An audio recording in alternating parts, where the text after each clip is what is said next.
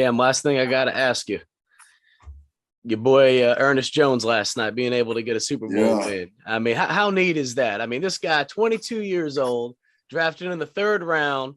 First year, he's a Super Bowl champ. I mean, there's guys like Randy Moss that go their entire career and they don't get a ring. And not just the fact that he gets a ring, and also Kyle Markway as well. Congratulations to him.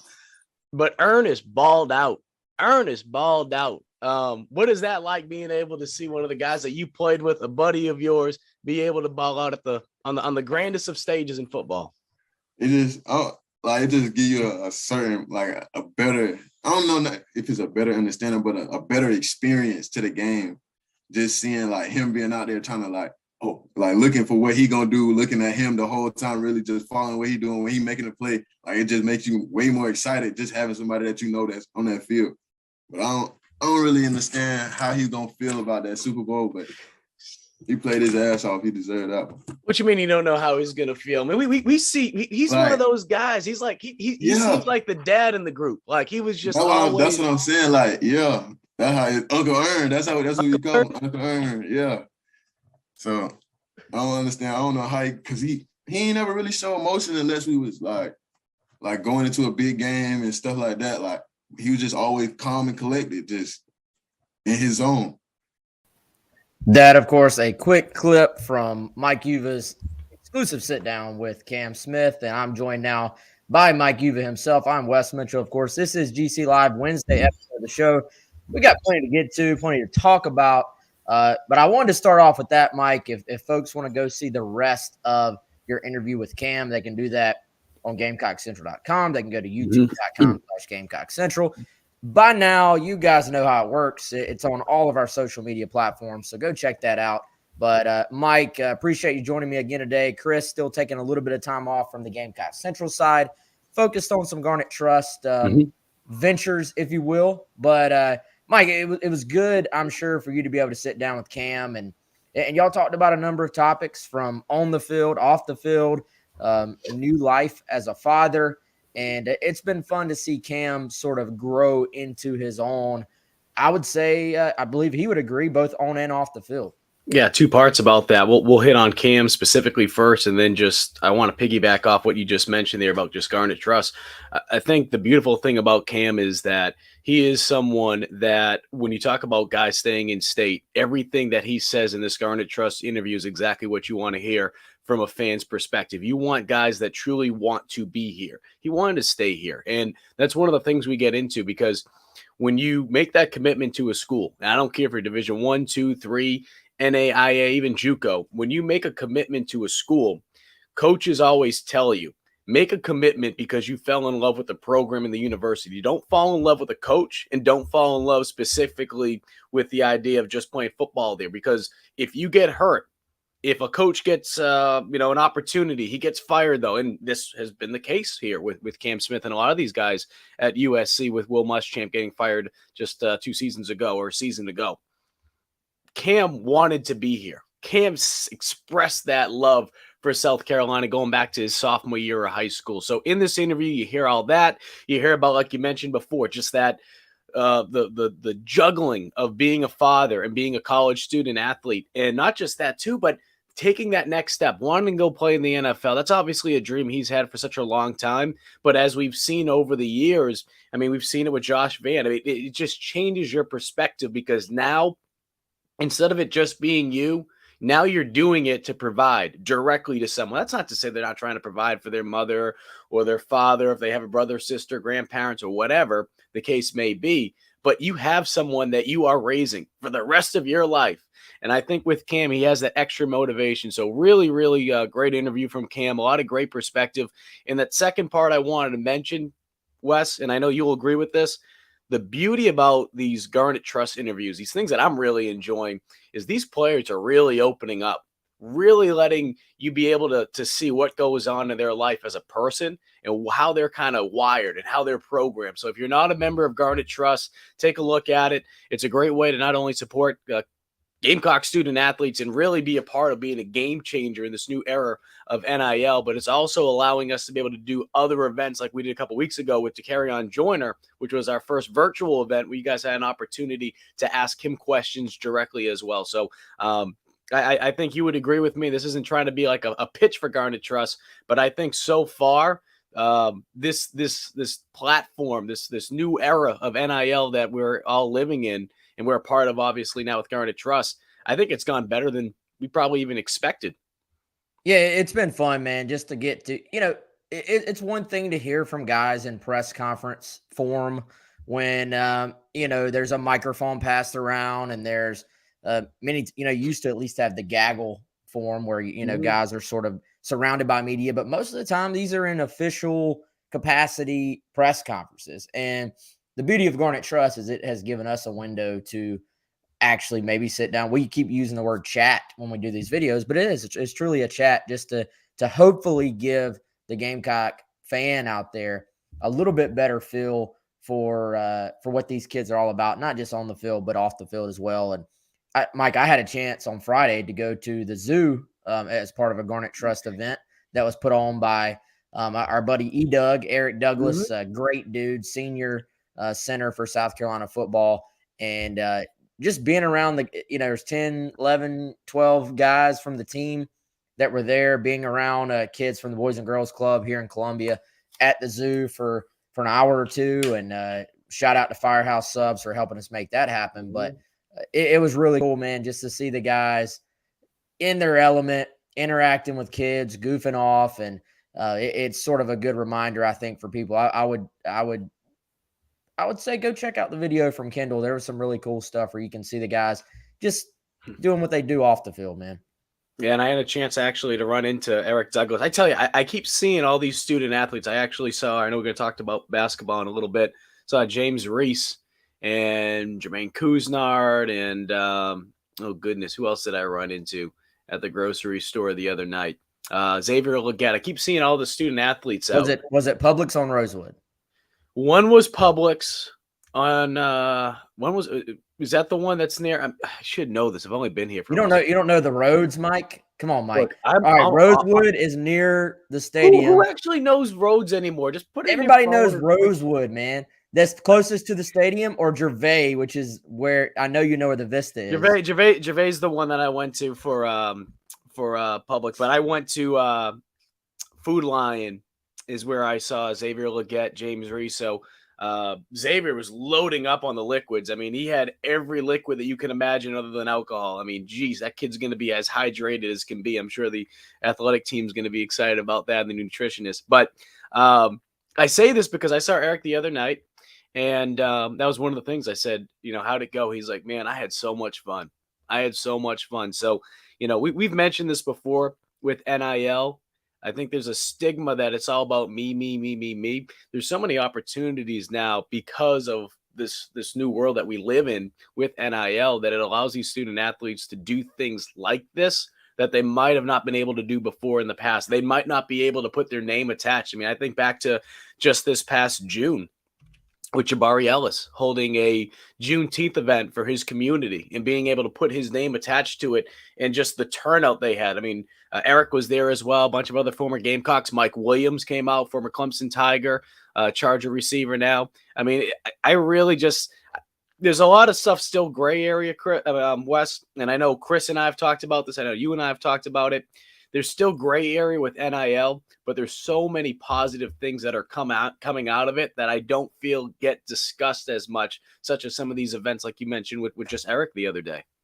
Yeah, man, no doubt. And Eric and I, he was already like, hey, what can we do next? So I think you're going to see guys, obviously, and they should. Obviously, they can benefit from it personally, which they 100% absolutely should do.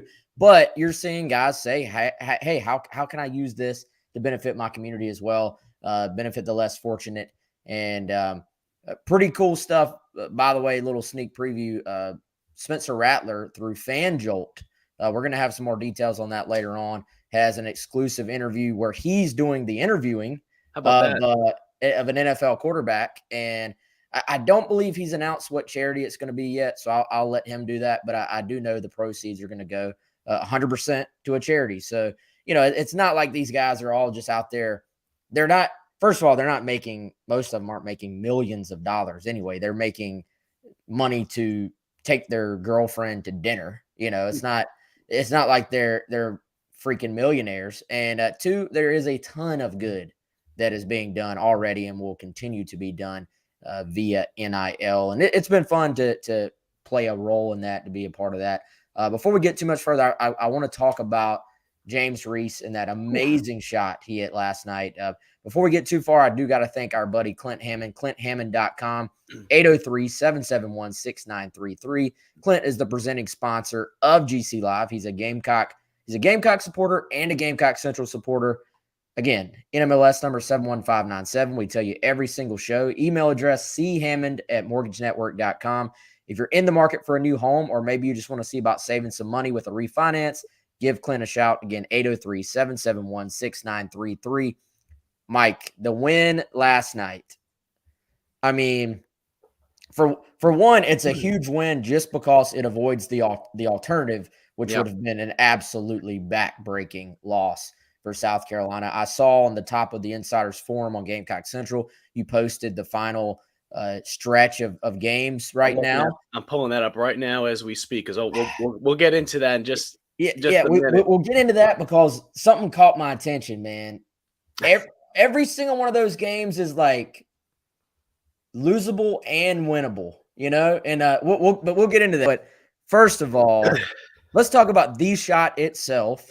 Shot heard around the world. How great of a feeling did that have to have been for James Reese? Local, you're talking about Cam being a local guy. James, a local guy, gets his chance to suit up in the garnet and black this year, and then hits the biggest shot of the year so far off of what was also an incredible pass. The inbound pass from Jermaine Couisnard.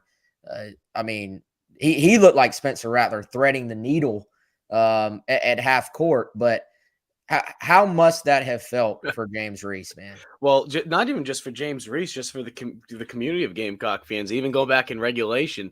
I was on the phone with Marcus Lattimore in the final seconds of regulation, and Marcus is like, "Mike, I got to go. I have to watch this game." So to be able to get that excitement back, and I'm sure a lot of fans felt that way, and then you go into overtime and you see a local guy like Reese, a guy that played at AC Flora, a guy that dreamed of playing at South Carolina, finally have that opportunity this year. He's had some great games, but to be able to have that moment, that's one that's going to stay with him for the rest of his life. So I think more than anything, what we're seeing with this team is that they're still showing fight. They're not letting down. They're not going to listen to the outside noise. Frank Martin said it just the other day. We put it up in a story on Gamecock Central, how going into yesterday's game, it's a 6-game season. Now it's a 5-game season.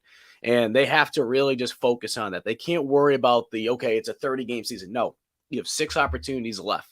We have to find a way to be able to get this win and just keep taking it day after day, just moving forward, as cliche as that sounds. And, what you saw with them last night, they came out, and one of the things that they've been doing lately is they've been able to get guys like Jermaine Couisnard or Keyshawn Bryant to be able to really step up. Last time, it was Keyshawn. And when Keyshawn scores in double digits, South Carolina is now 7-1 on the year.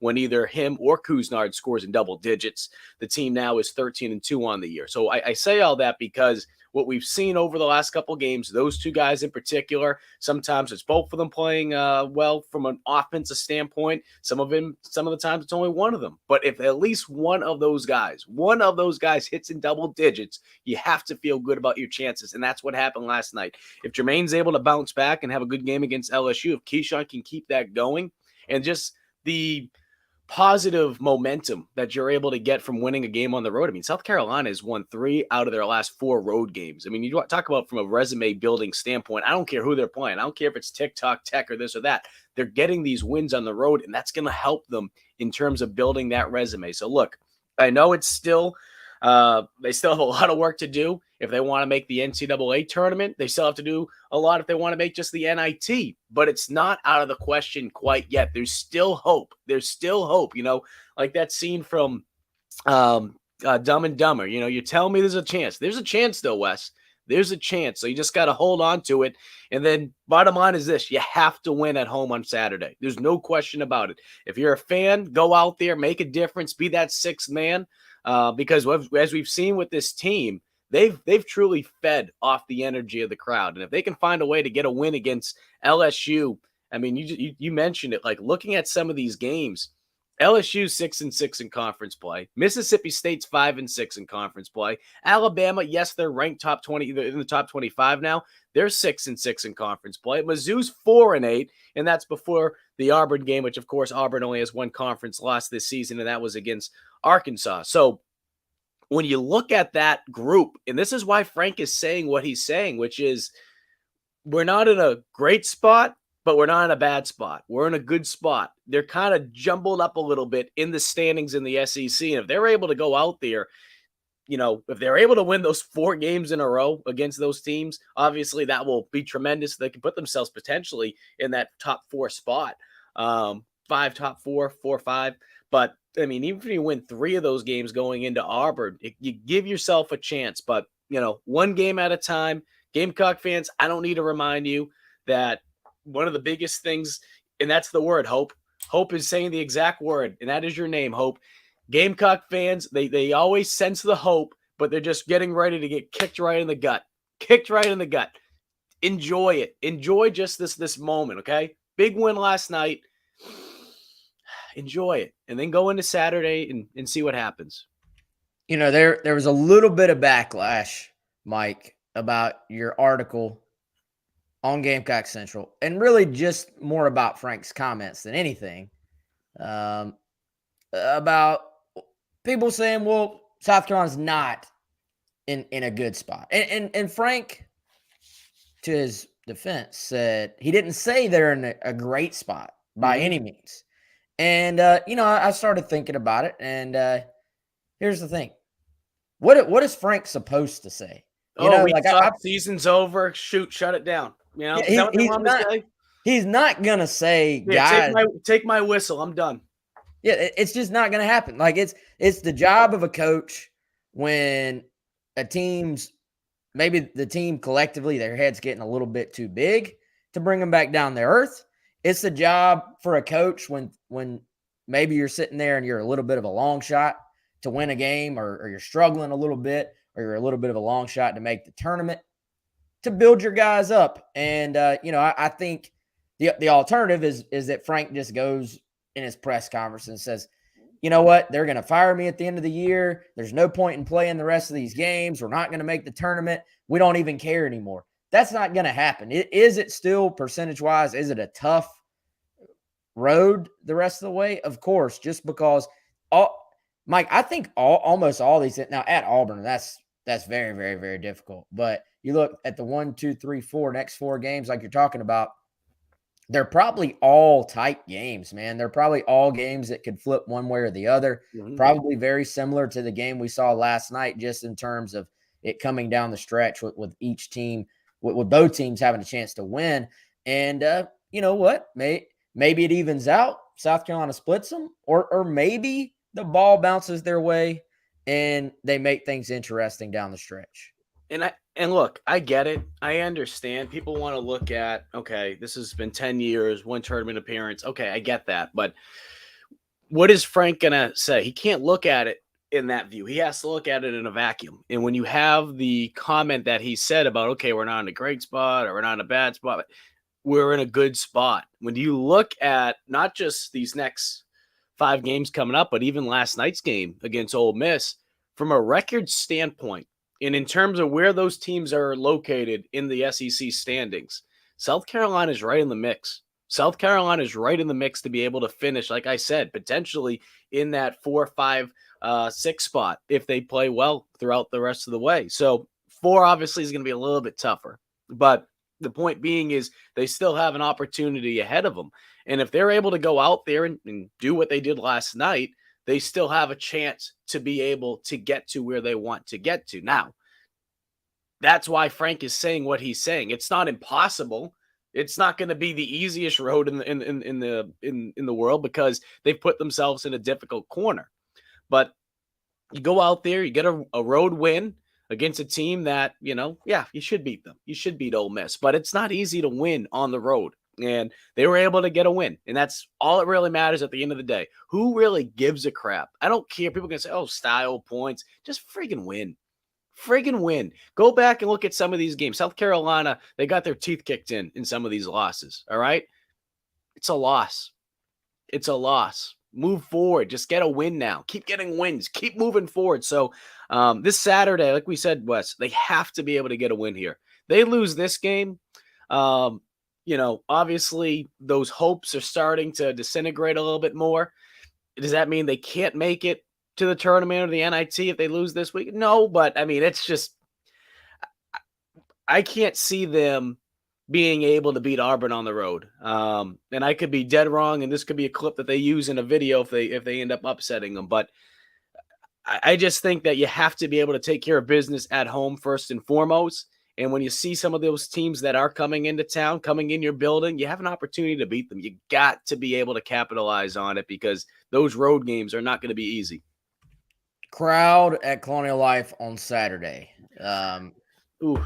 Do they show up? I mean, I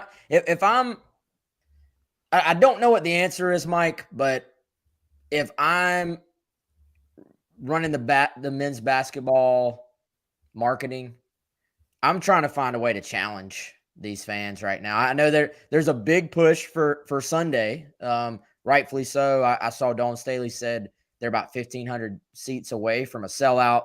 Going to be an amazing moment on Sunday for the women's basketball team. ESPN College Game Day coming out. Been a long time since they've come out for a women's basketball game. So it really historic day for them on Sunday. Saturday for men's basketball, though, as you've just pointed out, is a massive day for this team. Many South Carolina fans are very casual when it comes to men's basketball. It's not quite the same as it is for football. I hope for the guys, I hope for the team that the fans, based off a little bit of that momentum maybe that they felt watching the game last night, that there'll be a little bit better crowd. And I certainly think the students will come out. The students tend to show up, especially for Saturday games when they're off from class and stuff. But it'll be interesting to see if Frank has that support in the fans Saturday for what is now easily the biggest game of the season. The challenging thing is this, Wes. What's going on right around the corner? Baseball. Baseball is going to have their first Saturday game of the year. And even though they should be able to win that game, it's a 12:30 game against UNC Greensboro. There's an excitement about baseball being back. And I think there's some fans who have already they've wrote off this basketball team.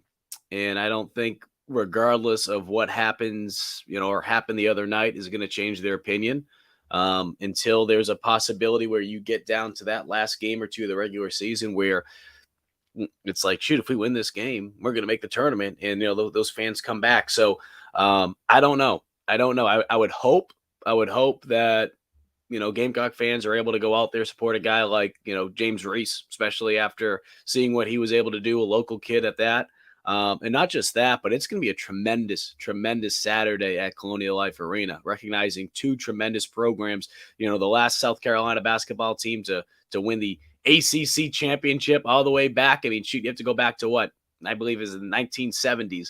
And then on top of that, you're also going to be celebrating the 1997 SEC championship team. So you're going to have a lot of people there. I believe Eddie Folger is supposed to be there in attendance as well. So if you needed an added reason to go there, that's going to help. And I think, shoot, from a player's standpoint, Frank talked about it before with the added juice, or it could have been one of the guys on the basketball team. I think it was Frank, though, speaking about it. When the football players came out, there's certain things he's like, it gives you added juice. It gives you added energy.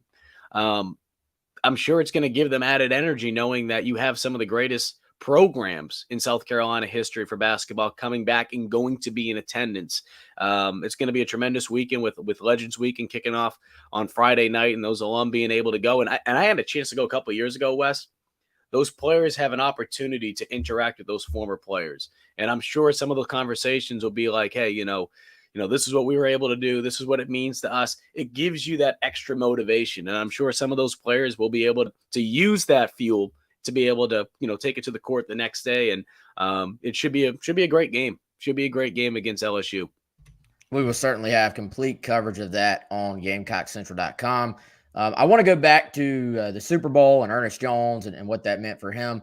But first, going to tell everybody about our newest sponsor here. It is Liberty Tax right here in Columbia, South Carolina. The tax team at Liberty Tax locations are in Irmo, Lexington, and on St. Andrews Road in Columbia. They're locally owned and operated. You can have virtual income tax preparation with a local tax professional or in person in their office. Open evenings and weekends this time of year. So if you need to go get your taxes done, which I do, I think a lot of you probably still do. I know they tell you to do them early. Most people wait to the last minute. Go ahead, hit up the tax team at Liberty Tax locations in Irmo, Lexington, and Columbia, South Carolina. They're going to take care of you. And I appreciate Larry for sponsoring. He is the new sponsor of our chat line here on GC Live. What's up, Mike? I got to say something. Larry, if you're listening, I promise I'm not dodging you. I actually have been awful with my messages, and I saw that Larry reached out to me the other day. So, Larry, I will get back to you. There's like two separate I want to show this. I promise. I don't know if there's anything on here that I shouldn't be showing. But there's a separate call of message requests. So I saw Larry in there. So, Larry, I just saw it the other day. He was said something nice about when he was listening to us last week, Wes. So, Larry, I'm not dodging you. I will get back to you later today. So I appreciate you reaching out, and we appreciate you being a sponsor for GC Live. Yeah, if you call 803-462-5576, you can get your taxes done by Larry and his team. And Mike, it sounds like you're putting off your taxes, man. So you got to get on that, buddy. Shoot, it's going to be a crazy one too, because in the past it's always been all right, one job, but now switched over to GC, which has been awesome. Probably one of the best decisions I've ever made in my life. But we also got some of that Bojangles money we got to do. So, could be worse, but it's juggling like 5 different things. This whole adulting thing really sucks, Wes. They don't prepare you for no. Nobody's actually an adult is what I've learned. When you're a kid, you see the adults and you're like, oh yeah, the adults seem to have it figured out. That's a bunch of BS. The adults are just faking it till they make it too. And they're faking it until they retire, basically. Like nobody truly has everything figured out. But you just hope you can be around enough people who know enough about what they're doing, about their specialty to get you through life. And luckily, we got the tax team at Liberty Tax locations in Columbia, Irmo, and Lexington to take care of those needs. Go check them out. Again, everybody on here has got to do taxes at some point. Well, you need to do taxes. You don't have to. You should. You should, Mike. You should. If you don't, you're probably going to get a phone call from someone. Wes, I did see Patrick in the comment section ask, do we have confirmation of the legends that will be at the men's basketball game? We don't. And the reason being is there's some guys that, from my understanding, and this was at I'm losing track of dates. I think this was on Monday. So, it may have changed since then. But as of Monday, and the last that I've heard, that as of yesterday, there's no true confirmation about which players are going to be back, just because there's some that are still up in the air. One guy that we know that unfortunately won't be able to be back, part of that 1997 SEC championship team, was BJ Mackey, because he'll be coaching the game that day. So he reached out, I think, on social media to let fans know that he wished he could be there, wishing not just the 1997 team and the team from the 70s that's also going to be recognized, but wishing the Gamecocks good luck on Saturday against LSU. So if there's any updates, any confirmation on guys that will be there, we'll let you know. But Frank Martin does believe that Eddie Fogler will be there on Saturday. So if we get any more names, we'll post it to Gamecock Central on the forum so you guys can get updated. Maybe we'll just kind of create a running list of names, and if anyone else confirms, we'll add it to the list. But the last thing we want to do, kind of like what happened with Spurrier, I don't know if we talked about this, Wes.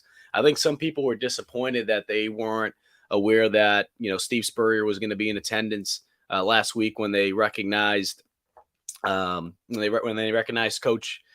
Oh my goodness, this is bad. When they coach, I wanted to say Frank Beamer. because I'm just so used to Frank Martin, Frank Beamer, when they were going to recognize Shane Beamer for his co-coach of the year award for first year coach of the year. The reason why that happened is because Coach Spurrier wasn't 100% sure if he was going to be able to make it. So the university, instead of saying, okay, Coach Spurrier is going to be able to make it, I mean, that would have just looked awful. And let's call a spade here. He doesn't show up after they announce that he's going to be there. The jokes kind of just write themselves for some people. So probably not the best idea to put that out there. I'm sure a lot of people would have enjoyed being able to be there, or they would have gone if they knew that was happening.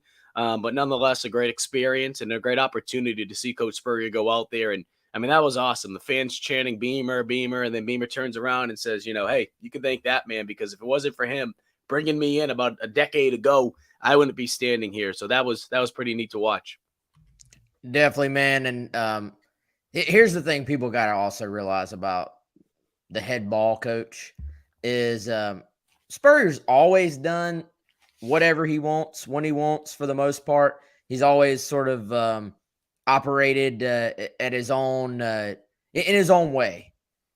Spurrier in retirement now, from what I understand, I mean, I let's just say it would probably be pretty on brand for Spurrier to be like, yeah, I might be there, I might not.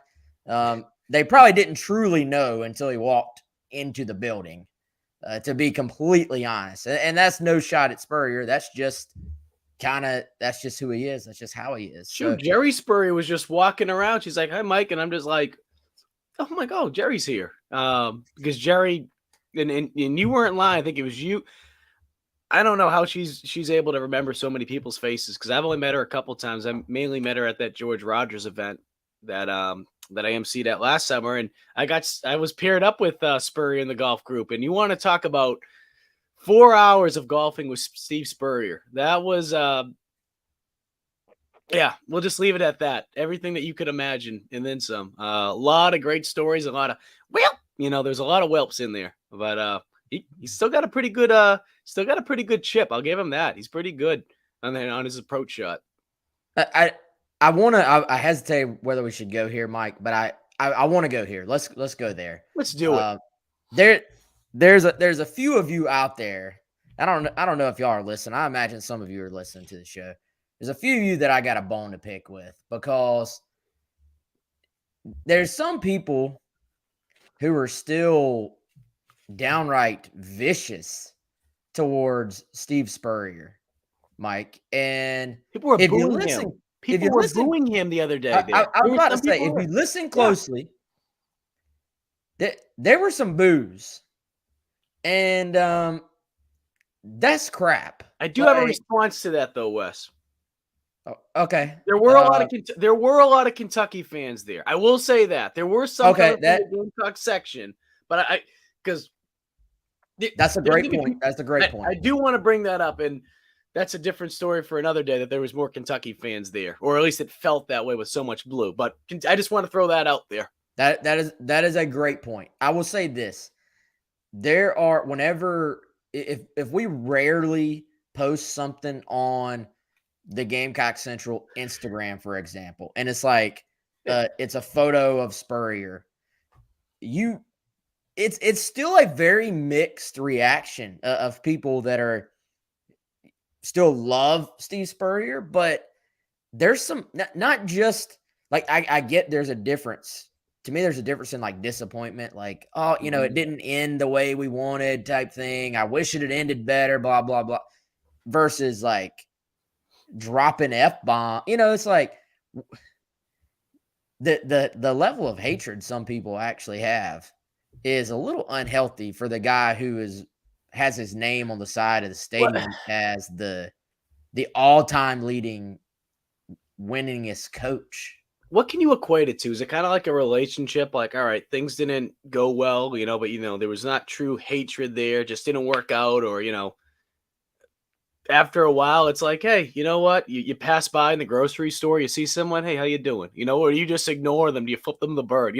Where are we at? Is it kind of like that? It was maybe not the prettiest of breakups, but we've got to a point now where it's like, hey, you know what?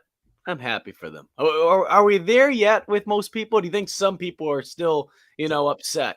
Some people are still upset. I just don't know what the percent is. There's always going to be a percent that's like, you know, that will always be upset. But here's the thing about coaching. He does have It's to practice different from a games, relationship in that there's always going to be a break. There's always going to be an end. You know, it never goes on forever. And even, I mean, how many guys can you look at that just walk away at the absolute peak of their career? It is so rare for a coach to walk away at the absolute top. And then what are people saying? Well, why are you leaving now? You're at the top. Why don't you stick around? You could have stayed. So, you know, I think it's just a little bit disheartening to see. I mean, did it end well? Of course not. Would Spurrier have done things differently if he could at the end? Of course he would have. But that's the way it played out. That's life. It doesn't mean that you hate the man. Just, I don't know. It's wild to me. I think we'll get to it. Honestly, it's not the exact same. I think back from being a Red Sox fan with Bill Buckner with the ball going through his legs. And coincidentally, Mookie Wilson, a former Gamecock, is the one that hit that ball. But it took people until the Red Sox winning that World Series in 2004 to finally forgive him. Now, like I said, it's not the exact same, but my point being is South Carolina wins an SEC championship.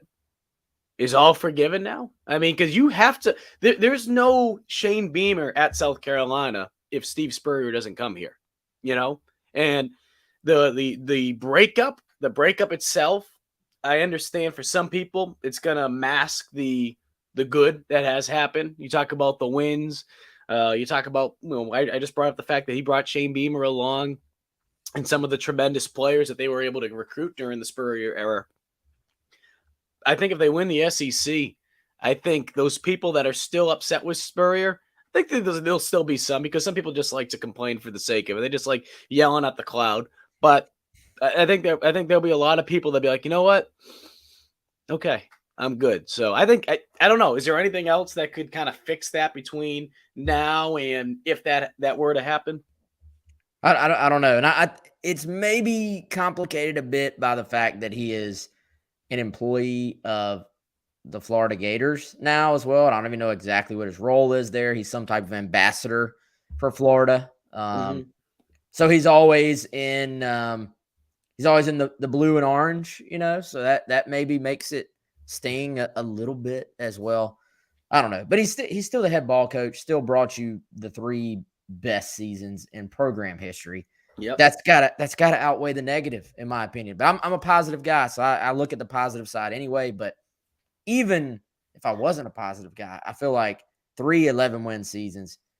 Mike, you weren't here yet, right? You weren't here for I was still in college, and I mean, shoot, I still remember. It was crazy around here. I remember one training camp.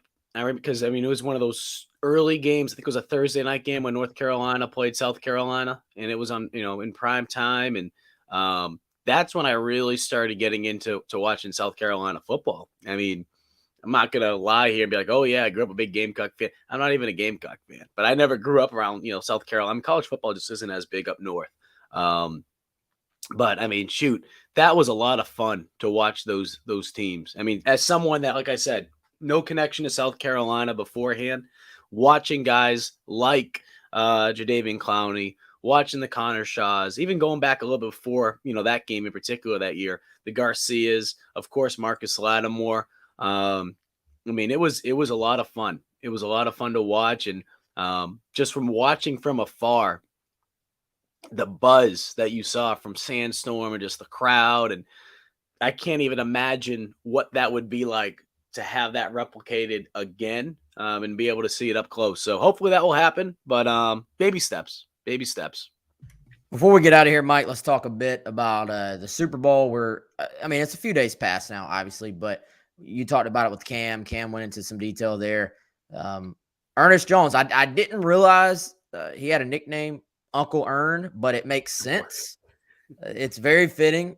Ernest was probably one of the best, if not the best, spokesman for that team, as far as being the guy that was always sort of speaking for the team to the media, kind of was the person who I thought just always gave really thoughtful, honest answers, you know, about the program. And he's, I would say since I've been covering the team, he's probably one of my favorite guys just to hear him talk and give his Absolutely. thoughts. So you gotta be happy for Ernest, man. And I knew Ernest was a really good college football player. Those guys can go either way in the NFL as far as whether they're going to be successful or not. Sometimes it's about finding the right fit. I think he found a great fit with the Rams, having that great defensive line in front of him to let him go make some plays. But give Ernest credit, man. Steps right in. Made a bunch of plays in the Super Bowl.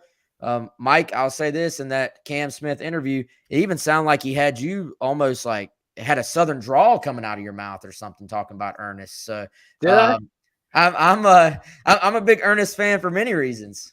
No, I guess, shoot, it'll be 7 years in the South between here and in Mississippi, I think next month, or the end of March.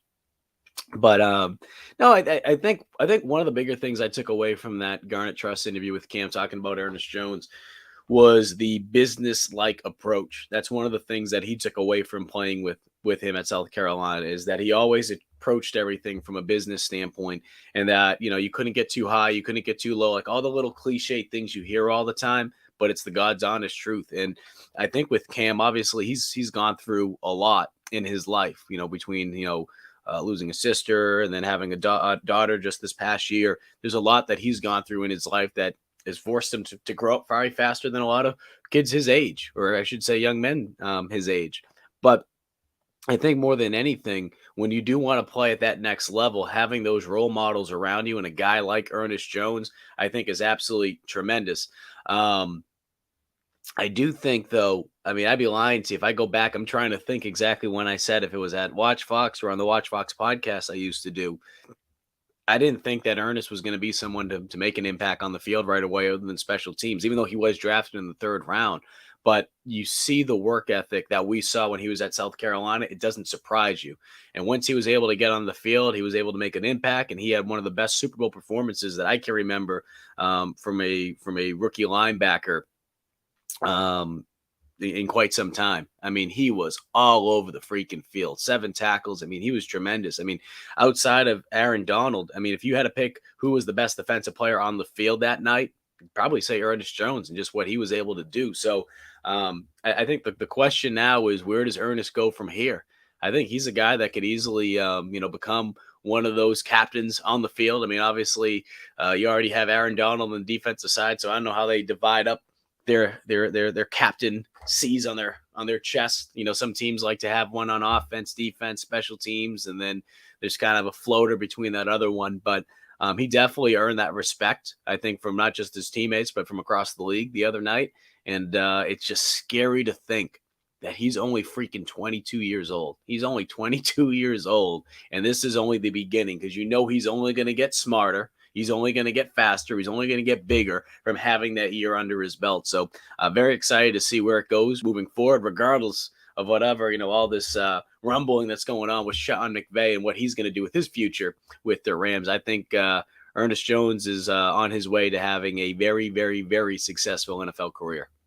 Yeah, and I'll be honest, man, when word started coming out, rumors came even early, not sticking around. He's headed. Actually, I had somebody message me and say he just told the team he's heading to Miami to start training.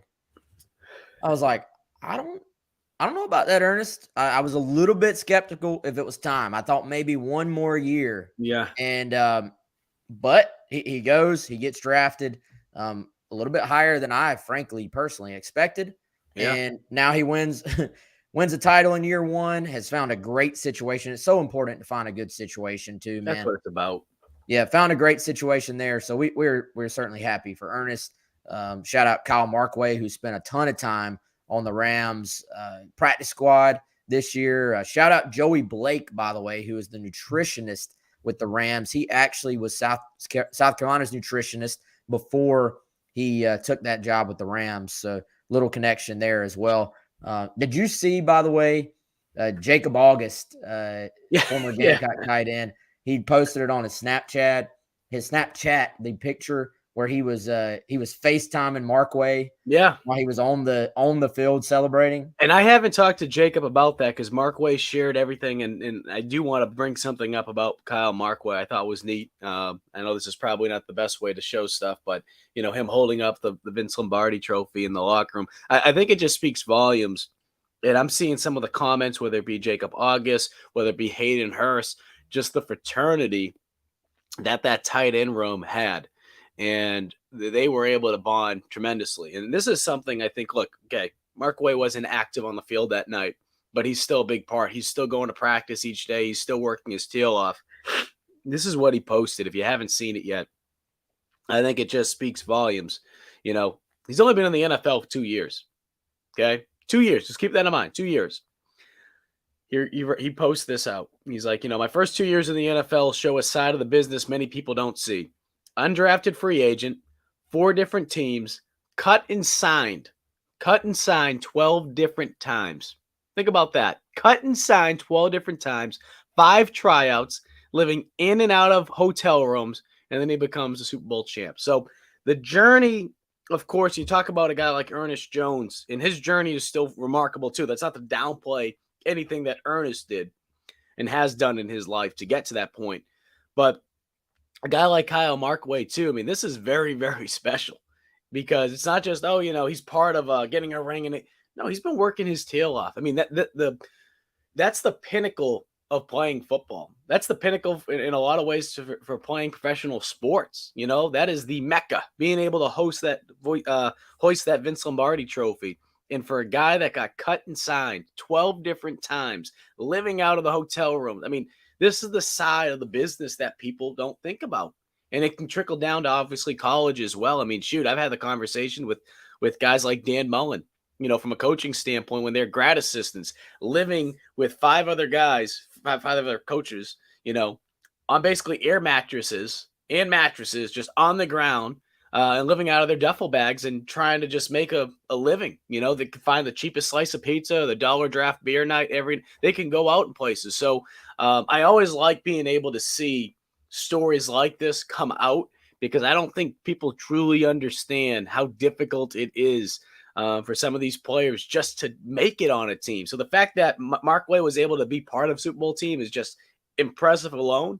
But then obviously you look at Ernest Jones to be able to do it in year 1. I mean, the percent of that actually happening for someone, I was not good at math by any means. It took me 4 years to pass elementary functions in college, but it's probably like 0.0000 the way he played out. So great night for both those guys and a great night for Gamecock football as well.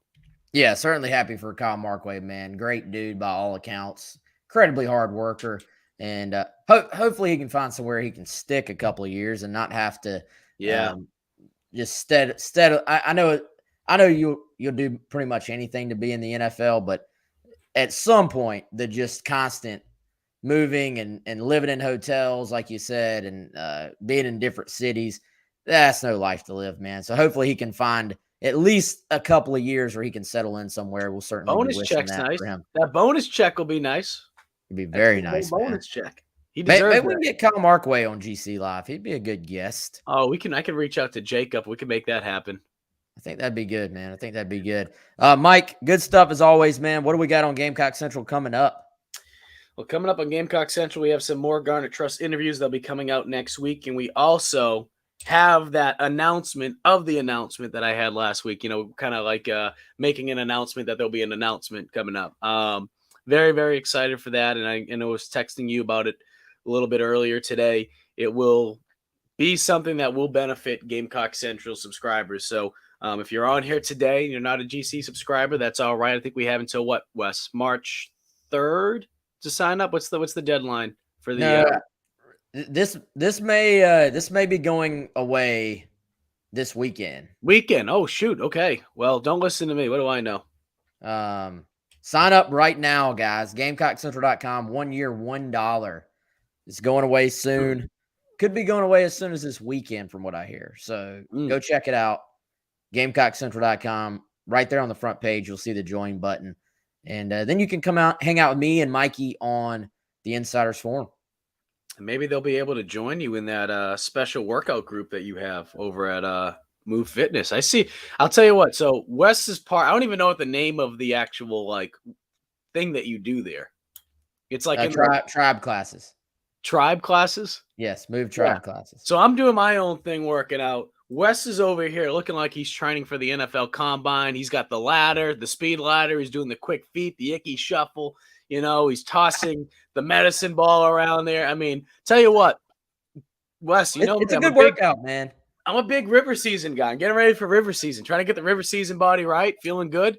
Wes doesn't care about river season. Wes is getting ready for the NFL Combine. I mean, I have no idea what that 40 time would be, but he was moving. He was moving in there, man. You were getting after it. Hey, Mike, you're gonna have to join me for a class one day. Oh, I can do it. Let's do it. I'm feeling good. 2K Tuesdays are back. Let's do it. There it is. Next Tuesday, Mike. There will be no video though. No video allowed. Video.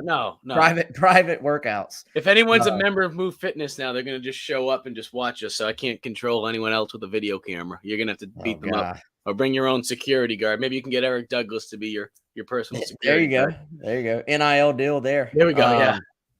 All right, Mikey. Good stuff as always, man. I'm gonna let everybody get out of here. We're gonna get back to work on some Gamecock Central content. Be on the lookout. Go watch the video with Cam Smith, but be on the lookout for more. We're going to be rolling out some more Garnet Trust videos very soon. Andrew Eister as well. If you missed that interview, want a baseball taste. Colin Taylor just did that one yesterday. So you have 2 Garnet Trust interviews just these past 2 days, and we'll be doing much more with those 2 guys, if I'm not mistaken, Wes, correct? Yes, I'm sure we will be. And plenty of stuff coming from Colin Taylor on the baseball side leading into opening weekend this week. Probably will try to get Colin on the show tomorrow or Friday to give a little final baseball preview. So lots going on. Not much on the football side, but plenty going on. Men's basketball. Don't say that. Baseball. Don't say that. You know, as soon as you say that, I know I jinxed it. I'm going to look at my phone. There's going to be like, we need some news, man. We need some breaking news. We need something to happen. It's been different. I mean, shoot, November, December, January. I mean, it seemed like every 2 minutes you look nonstop. Down. There's a welcome home or this or that, but yeah, hopefully it's slowed down. When you see something pop up in an hour, you can blame me. You know what's crazy? 2 months from today is the spring football game. Yeah, 1 month from today, spring football will start. And you're getting ready for that. Maybe Wes Mitchell. Maybe that's what it is. Wes is getting ready to try out for the team. I don't know if those tryouts have already happened, but the walk on. Hey, we need to do. We're gonna put you on this. We need to do a tryout embed, where you just go and you sort of give the fans a taste of what it's like at a South Carolina football tryout. Are you down for this? The issue is, you know what's going to happen. I'm going to do I don't want to look like an idiot. I'm going to look like, because all my college teammates will bust my chops if I go out there and I look like a moron. So I gotta push myself, but I don't want to look like an absolute tool doing this at $1 million. You look like a tryhard, right? You look. What if I actually had a pretty good tryout and I was able to walk on the team? You pick somebody off? Yeah, I'll take that SEC. Oh, good. Yeah, I pick off Spencer Rattler. You imagine the message boards? How the hell do you let friggin' Mike Uva pick him off? You know, he's done.